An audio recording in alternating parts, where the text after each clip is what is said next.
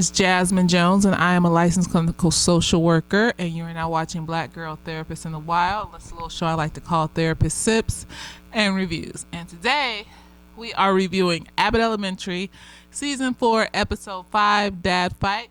And we are sipping on oat milk, Kahlua, and cream de cacao. It's a little seasonal drink that I put together one time when I went to a restaurant, and I thought it was delicious. Can't taste the alcohol at all. I'm gonna get fucked up off of this. No, it tastes like chocolate milk. If you put some ice in it, perfect. I didn't put no ice in it though. Anyways, how y'all doing? So we're on episode 5 of Abbott Elementary. The election happened. I think I had like 3 clients a day talking about it since Thursday, and people are traumatized, and I just want to save up enough money to buy a cottage in the woods in Hawaii and live away from the people and hope that I'll be left alone because I'm tired. I am, and a lot of us are tired, so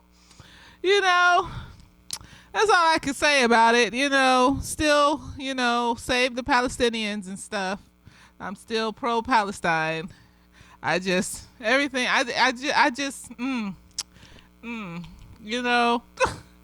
Some ways that I've been overcoming what's been going on in the world is I've gotten into, understanding my scent patterns better and finding new ways to layer different scents so that it matches my body odor and things. Because one of my clients told me about this magical website called The Oil Perfumery, where there's a bunch of perfume dupes on there for like $15 a rollerball, and they each smell like the perfumes that cost $300 a bottle, but they're a dupe of them. So it's been fun. That's been fun. That's my new hyperfixation. That's helping me. Every time I get overwhelmed or upset, I just smell myself. It's so magical. One day, I got the Tom Ford Lost Cherry dupe, and I layered it with this cherry popsicle body butter that I get from my body butter lady off of Etsy. And then I put the cherry popsicle body spray, and then I put the Lost Cherry dupe on top of that, and I swear I smelled like a cherry drink, just a good old sultry cherry drink, and it was magical, and I smelled myself for as long as I had it on. And anytime I got upset or overwhelmed, I just didn't want to. I smell so good. Life is not as so bad. You gotta find your coping things. You gotta find your things that are gonna help take the edge off. So when you get upset or overwhelmed, you just smell yourself. I smell delicious. Edible, tasteful, like candies and gourmands, and I love a good gourmand smell. Like I like smelling like you can eat me and shit, but you can't touch me. That's the best part of it. It's like I smell touchable. I look touchable, but you can't touch me, bitch. That's the excitement I get out of that. Oh God, I am an Aries. Okay, anyway, so let's get into the show. So this is a good ass. That's why I don't drink this that much. It literally tastes like chocolate milk. So Gregory. It's Melissa. And Janine, she's a hype man. She came in as a hype man. But anyway, so it's Gregory and the Melissa episode. So anyways, Gregory is just a good man. He's a good man, Savannah. When she said that at the end, I was just like, she should have just added the Savannah. But probably Tyler Perry would have sued her or sued Disney or something. So she couldn't have added the Savannah part. But we know what you meant, girl. He's a good man, Savannah. That's a good. And this time he's actually a good man, though. So. But he got this little child in his class called Jabari or whatever, and the kid likes him, and he's proud to be his teacher and stuff. And so he gives this little kid a pencil, right? And a little kid mama comes to class and she's like, I love that you're my son's teacher. You're such a good black male role model and blah, blah, blah, blah. And he's like, I really do enjoy that part of the job, being a good black male role model to these children and stuff. He didn't say all the black male role model shit. I said it because that's what he is. And then, the mom mentions the dad is he's a little off, he's a little something wrong with him. And then here come the dad. It's the nigga that they made fun of for having a bi-curious experience on Insecure. No, because they kept talking, he's bi. He literally said he let a nigga suck his dick one time and he didn't like it. Like, how many bitches have bi-curious experiences in college? Why are we every time we treat a man different, another man turns into an incel. Look. No, because they just needed that one excuse to turn into one. So as soon as you objectify them, they're sensitive creatures. They're sensitive, emotional creatures. And as soon as you objectify them a little bit, they just decide, boom, I'm an incel real quick. They don't have any self-love or self-worth in them. They don't have that much of that in them. So I was just like, when I saw the episode of Insecure, I was just like, I dated by a nigga, who cares? Niggas are just gonna nigga. Most of these niggas have had bisexual experience or bi-curious experiences in their life. You know what circle jerking is, right? That's a thing where little boys get together and they jerk themselves in front of each other. They say it's not gay, but that's what they do. Sometimes they jerk each other off, just as a thing, and then they never talk about it again. And then they never become actual gay or bi. They just had one of them little children experiences where they explored their bodies. It's just like when we were kids and we played doctor and did shit like that, and so you're not gonna escape it really. The nigga is probably gonna tell you at least one story where he thought of or looked at or something, let a nigga suck his dick. Now, if a nigga's a cheater though, he's just gonna cheat. It doesn't matter if he's bi, straight, it doesn't fucking matter. So if that's the fear, I don't really understand it. I mean, I used to be ill about it, but now I'm just like, why? A hole's a hole to these niggas. These niggas out here fucking dead bodies. That's why morgues won't hire them. I don't understand what the problem is. But anyway, so it's the nigga from Insecure that had a bi-curious moment, and then they made fun of him for 2 whole episodes, and then Molly didn't want to be with him because he had a bi-curious experience in college. And I think Molly had a bi-curious and kissed the bitch in college too, but whatever. It's a nigga, so it's different. No, it's not. Stop objectifying men. So anyways, he's Jabari's dad, and he's mad. He comes up to the school. He's like, so, what you doing with my son? Oh, I heard you giving him pencils and shit. I was just like, honey,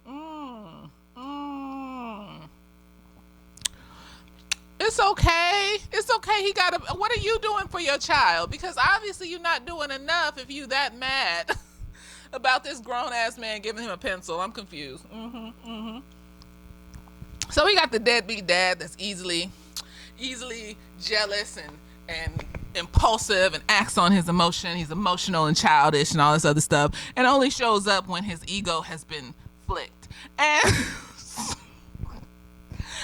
so he's like, I'm gonna fight you, because Gregory, it was gonna be cool, but Gregory turned around and talked to the camera and was just like, I guess I'll just give him pins then. And then this nigga was like, what are we, Deadpool, nigga?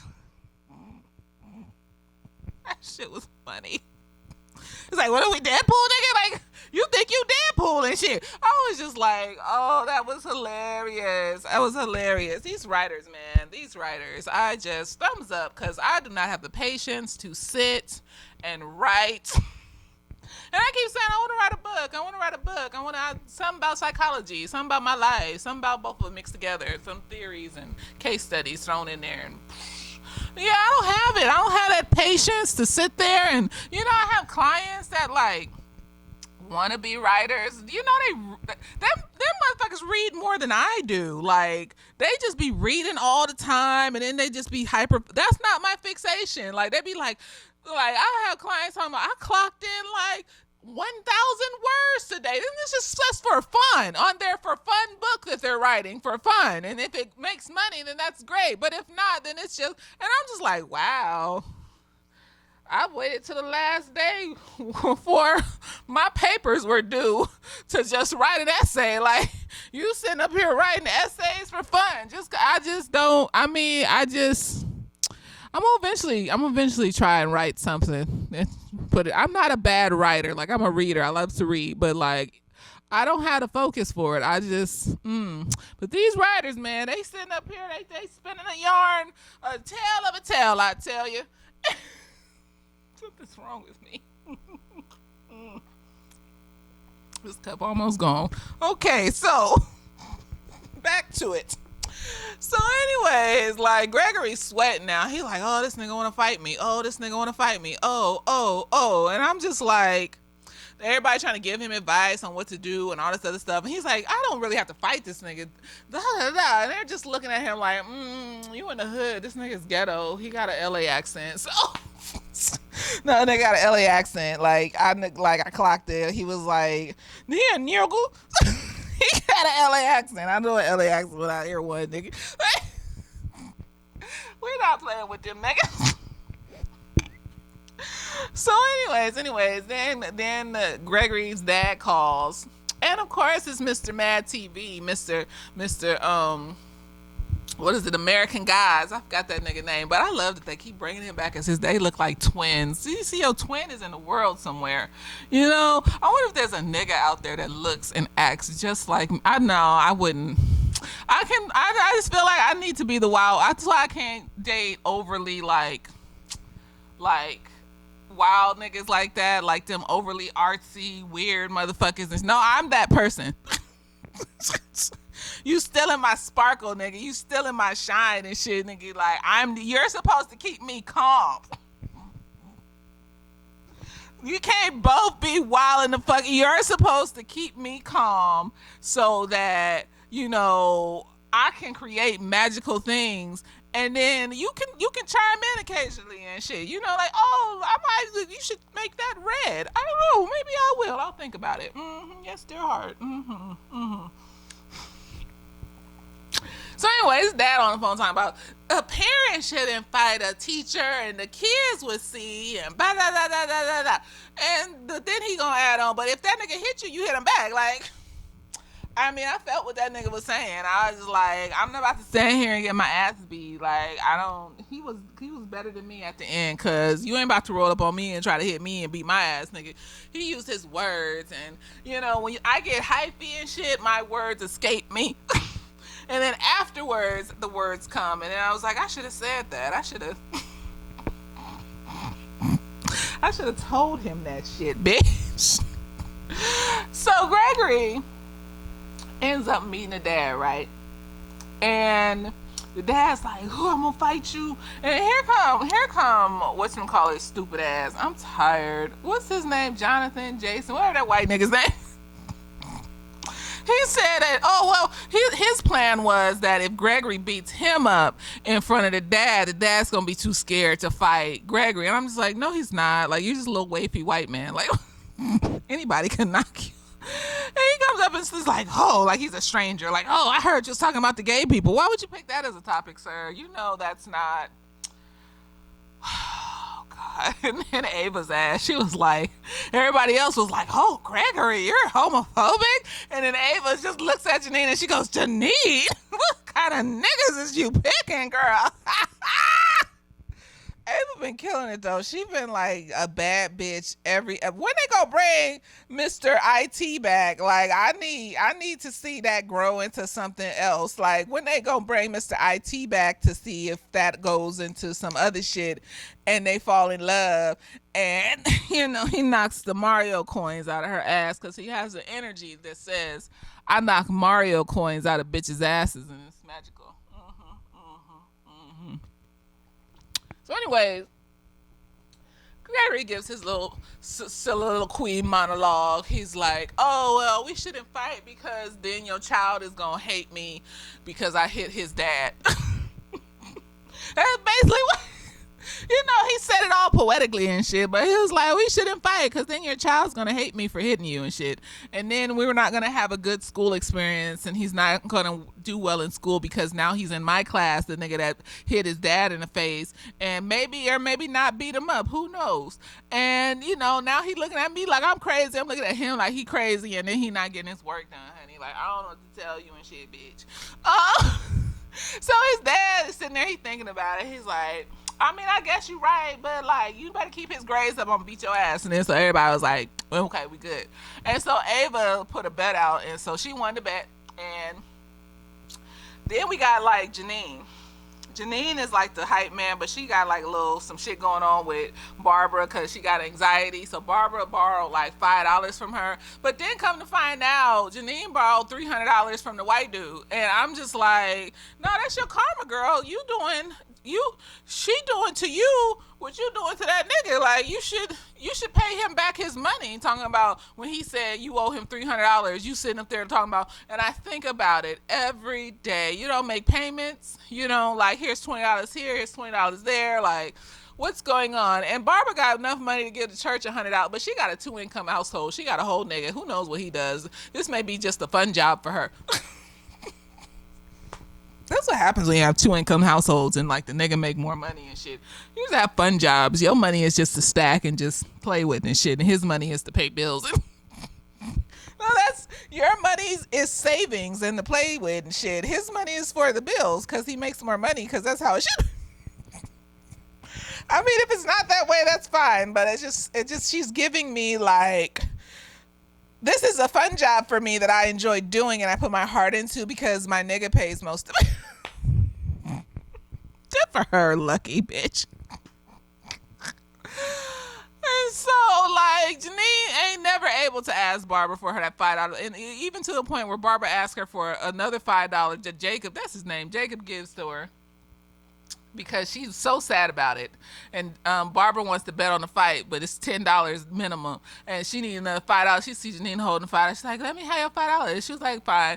And then Janine was like, "I know it's a pattern, it's a cycle, it's anxiety, whatever, but it's Barbara." And we got them people that we respect in our lives like that. Like, I don't even think it's because of her age or like any type of label. I think she just genuinely respects Barbara, and that's a vibe because I can never respect people just based off their label. I've had 2 relationships in my life, and I did not like their parents because they were not good people. They didn't treat them niggas right. That's why them niggas didn't treat me right. And you're supposed to like be nice to people that, just for the fact that they're older. And I literally couldn't have given a fuck. So the best I could do was be real quickly, I'm like, "Hi, how you doing?" And then don't hold too long of a conversation with them because then I would say some shit that would be fucked up. Like why you talk to him like that? Like, that's so mean. I'm not respectful because you're old. I'm not respectful because of your status. I don't care who you are. If you're a good person and I can tell you're a good person, oh yeah, like I'm be extra. Like, no, she's nice. Why are you being mean to her? Because it's so rare in the world to have these nice, and she's been nice for this long, and she's old and shit, and been nice all this time. She made the niceness last all the way up until 55 or some shit. Nigga, you need to stop being mean to her. She didn't do nothing. Like, I'll go hard for some nice people, but like, if you ain't nice and you old and you just raggedy and shit, like, don't talk to me. You ain't nice and you got money and you successful and whatever, you got status and fame, but you mean, like, don't talk to me. I will read your feels. I will look at you like you're crazy. I'll be like, you're so mean. Like, you're just so angry. And I'm not going to call you Mrs. this and Mrs. that and Dr. this and Dr. that. I'm not going to do that. And if you expect me to do that, then that means that you're relying on outside validation to make you feel better because you're still a human being. And that's why you want that so bad. And I don't need that type of toxic energy in my life. Like, titles, I don't care about titles. I'm not going to use the fucking title when I'm talking. I'm going to call you by your name. That's just some shit you went and got. Like that doesn't make you better than nobody else. Like, I got a master's degree in shit and I got a license in therapy. I don't need you to call me nothing but Jasmine. because that's who I am. Like, I don't care. So, I think she just genuinely respects her as a human being. I don't think it's because she's older or she's wiser or all these surfacey things just because you're supposed to. I think Barbara's literally taking care of her. She's been like a second mother to her. She's shown up for her, and those things show you that this person deserves a type of respect. And so, she gets a pass. She gets a pass on Janine actually practicing her boundaries and shit. But like, hopefully Barbara don't go take it too far. But at the end of the day, Janine still owed Jacob $300 and set up there in his face. And I don't even like Jacob, so me caping for him is like a rarity. But you set up there in his face and was like, and I think about it every single day. Bitch, Jacob's nice. And I mean, he's a nice white man, so maybe, he felt uncomfortable calling her out on it, But I would have been like, so when are you going to give me my $300 back, Janine? But it wouldn't even got to the point where I gave her $300. Like, I don't know what the fuck you're talking about. Like, you going to give me the first $20 back before I give you another $20, bitch. I don't know how I would have did the barber situation because, like, I can respect you, but you going to give me my money back. Especially if I need it. Like, you got me fucked up, girl. Like, can I have my $5? I see you have $5. I see you have $5 there. You owe me $5. Can I get my $5 back? Right. I don't care. It's not petty. It's not. It's like, money is money. This world is expensive. I don't know what you're talking about. You got $100 to give to the church. You got $5 to give me back. So anyways, then we come to Melissa. I felt it in my spirit because when I was younger and I was in my late 20s, maybe early 30s, I was late 20s. I had like 2 jobs. I had my main salary job where I was like a school-based therapist, but they wasn't paying me enough, so I needed like extra money and shit. So on the weekends, I would go and monitor like these kids at this group home. Like, I was not good at that job at all. Like, I didn't know what the fuck I was doing. Them kids had some shit going on. And when I'm in a situation where I can't fix your problems or help you through your problems, like, it bothers me. So I don't know what to do. Like, you sitting here miserable and then you acting up at the same time. I was yelling at them kids. I was not a good, cabin monitor or whatever the fuck it's called. But I did make a little extra money. So I would go and watch them kids on the weekends, right? I would do like a shift here, shift there. So one weekend I was getting ready to go to work and I had this night shift. And like, I was walking to my car and I tripped and my foot caught in like a gopher hole or some shit and twisted. But I wasn't about to not make this money tonight, so I just went to work on it and fuck it. And the next day when I went home, I went and got some tape, some bandage stuff, and I just wrapped my ankle and wrapped some ice around it with the tape. And then like I went back to work the next day because I had a shift later in the day. And so like I was just at work all day with my shit fucked up, right?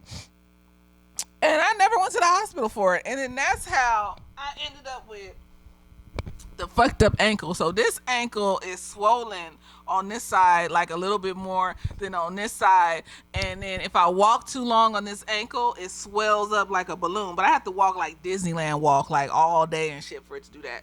So like what I do, what's helped it is like going to yoga, wearing my barefoot shoes, going to the chiropractor, getting the chiropractic massage, getting the adjustments and shit. So it's a lot better than it was, but it's always gonna be that fucked up ankle though.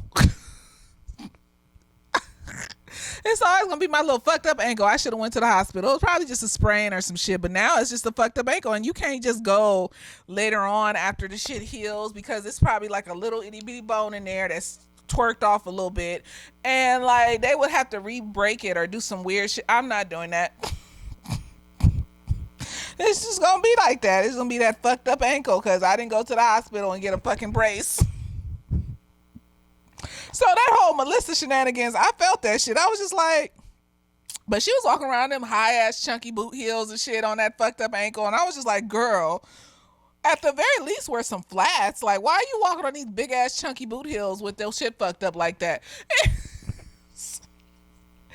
And so like she spent the whole episode trying to act like nothing's wrong with it. Like I don't want to go. I don't know if she was scared of the hospital. And then, the American healthcare system is some bullshit. So she probably would have had to go to the emergency room and pay a bunch of money for them to tell her what was wrong. And she know what's wrong and then give her a brace and a boot or whatever. Because if you make an appointment, the appointment is not going to be for another month. But if you go to the emergency room, they're going to charge you a good chunk of money just to go to the fucking emergency room. Now, they do got urgent care and shit, but it depends on what your health insurance is and how long urgent care is open and all this other shit.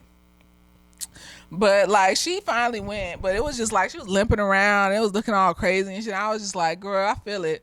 I didn't want to go get my shit checked out, too. But at least she did, though, and she got that boot and her ankle. She ain't going to have a bad ankle. And that's at the very least. You just end up with it healing fucked up and you have a bad ankle and shit. Like, no, nigga, like, she could have got gangrene or some shit or something. Her shit was swollen. What did Ava say? Like a rotten plum or some shit. And then she took these old ass pain pills at Jacobs and was walking around at school high as day. And I was just like, girl. I like how she calls Mr. Johnson Mr. J, like Harley Quinn. I think she do that on purpose, just to be like Harley Quinn. I do. I don't care. She's like, okay, Mr. J. I know it is, girl, Mr. J. Yes, it is.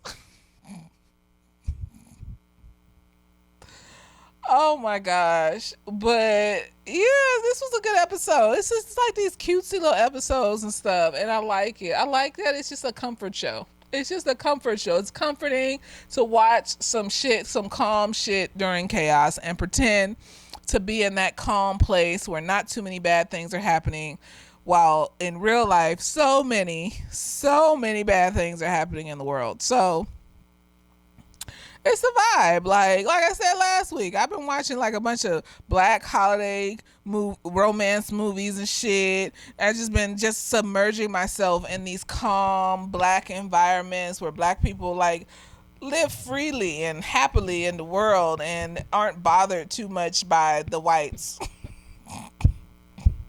or the anti-black people. And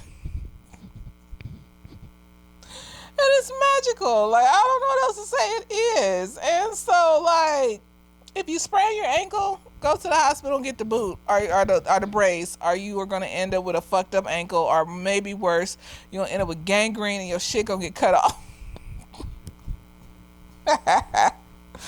Oh, God. I don't have nothing else to say. This was just a cute little episode. Eventually, I'm going to get back to a movie or something. I wanted to do the people under the stairs and shit, and then somebody asked me to do, what is it, the angry black girl, the Frankenstein girl, the black girl that brought her brother back to life as Frankenstein. That movie was fucking crazy. No, the science wasn't sciencing, just like in Wild Wild West. Like, we just attach metal to biological parts, and the metal's going to just not give us sepsis, and our immune system is just going to be able to take on this metal and make it a part of our body and not reject it and try to rot it off. Like that, no, like just it was just like Wild Wild West. It was just like, why this doesn't make, you can't bring niggas back to life. Little girl, and then she doing this shit in like first abandoned warehouse, and then she doing it in her house, and then she brought her whole family back to, and I was just like, this is not real. This is not, and I know it's supposed to be like a horror movie, and them shits don't be real and shit, but like, it was just so outside of reality that it was just like, what is this? Brought the pregnant sister back to life and shit, and then they're all fucked up though. Like they're brought back to life, but they all have the open wounds and the shit they died from, and I'm just like, oh my gosh, why even bring me back to life if I'm gonna have my head halfway off like that nigga on Harry Potter and the ghost and shit, half headless Nick and shit? Why would I want to be brought back like that?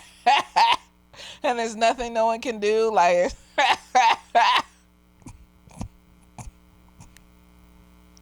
There's nothing no one can do to fix it. I just have to be walking around like this. Like, I don't want this. I was hale and hearty before. Now you got me over here all fucked up.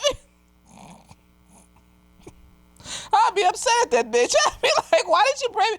Just like Buffy the Vampire when they brought her back from heaven and she did that whole little song about y'all took me out of heaven.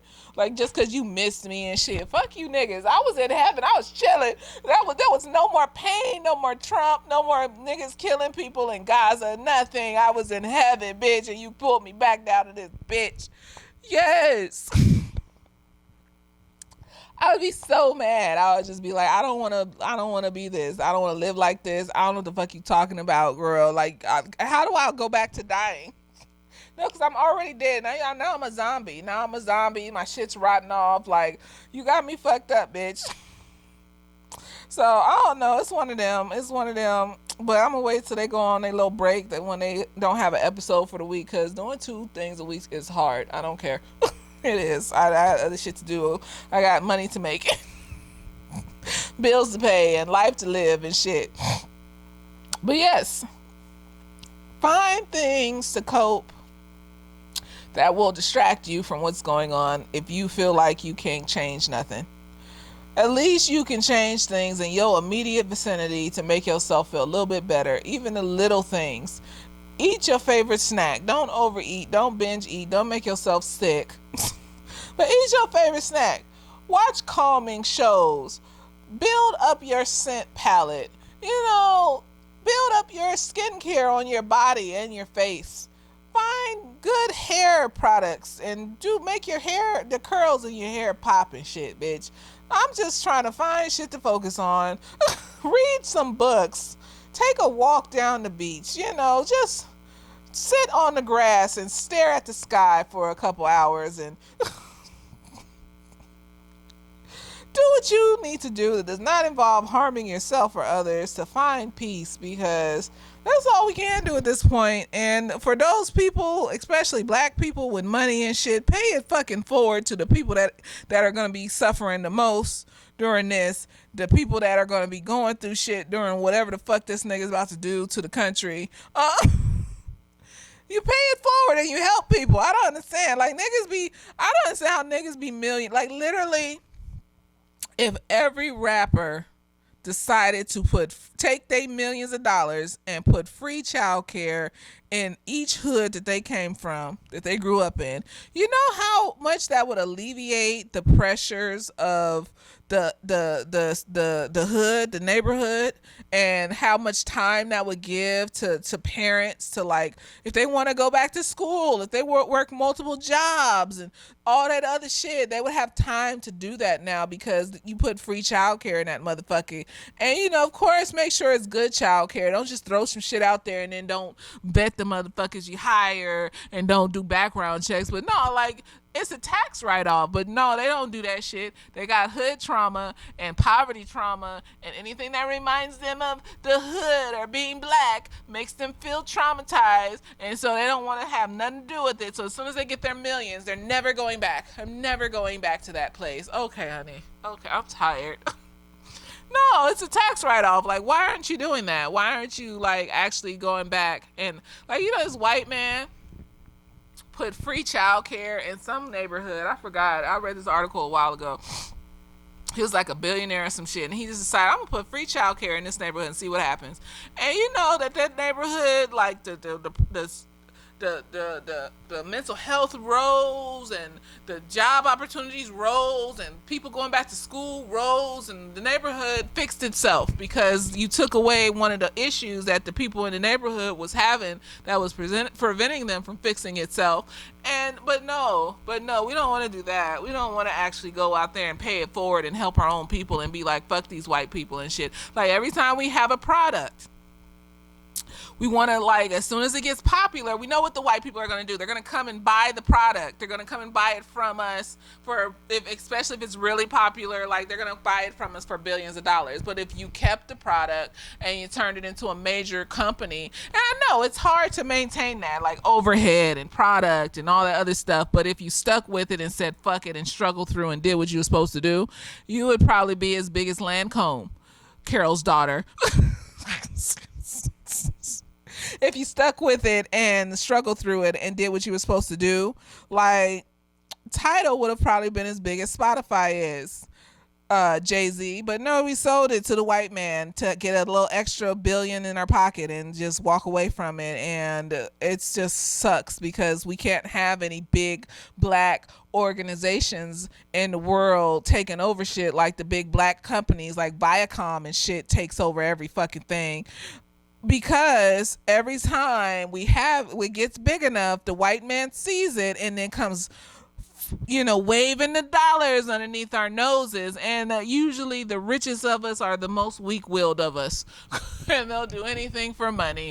And they feel like being as rich and as close to white people is the thing to do. Fuck the rest of my people and bringing us up, And so, yeah, we don't do those things when we get money. So I would say to anyone that has a exorbitant amount of money watching my videos, you should pay that shit forward. You see what's about to happen in this motherfucker. We need to be taking care of ourselves. We need to be building our communities up. We need to be, educating people. And no, not all of them are going to want to do it, and not all of them are going to want to fall into it.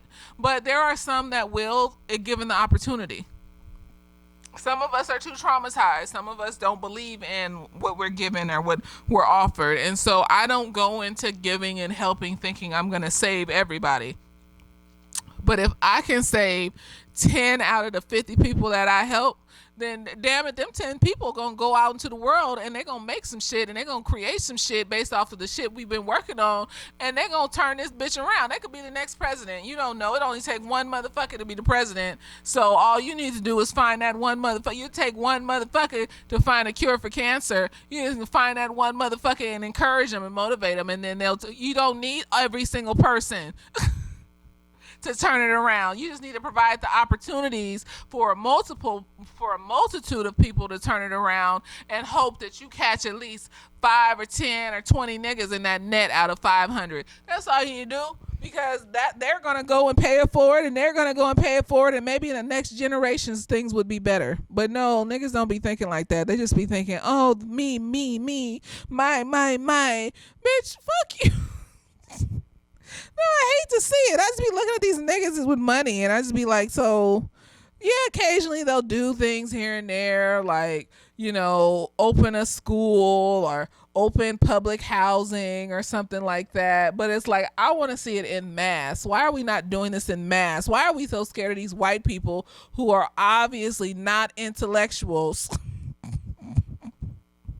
Why are we scared of the non-intellectuals? Like, why are we? In reality, people of color are the majority of people in the world. White people are the minority in the world. They got that whole little strip of Europe. Everywhere else is people of color. Like, there's white people in America, of course, they're a good majority, but still, it still doesn't compare to the majority. Like, you can fit America into Africa, into the continent of Africa. You can fit the whole of America, the United States of America, into the continent of Africa. You can fit the whole of Europe into the continent of Africa. Why are we sitting here acting like, look at China. China's humongous. You can fit at least one of them countries in there. Like, why are we sitting here scared of these people? I hope let's start with all of us just going to therapy and working through our traumas that keep us afraid of these people, that stops us from building our own stuff. Yes, they have come and bombed and things and whatever, Tulsa and all this other stuff, but that doesn't mean you give up. Like, that doesn't mean you stop. Like if I was a billionaire, I'll be trying to fix shit. I'll be trying to do stuff. Like, y'all out here just, oh, well, I got my money, so I don't know what to tell you. I'm just like, why are we trying harder? Why are we making money and not trying harder to help people is all I'm saying. Like, I don't understand. But anyways, I hope you enjoyed this video. I hope you enjoyed my reviews, and thank you so much for continuing to watch. Later days.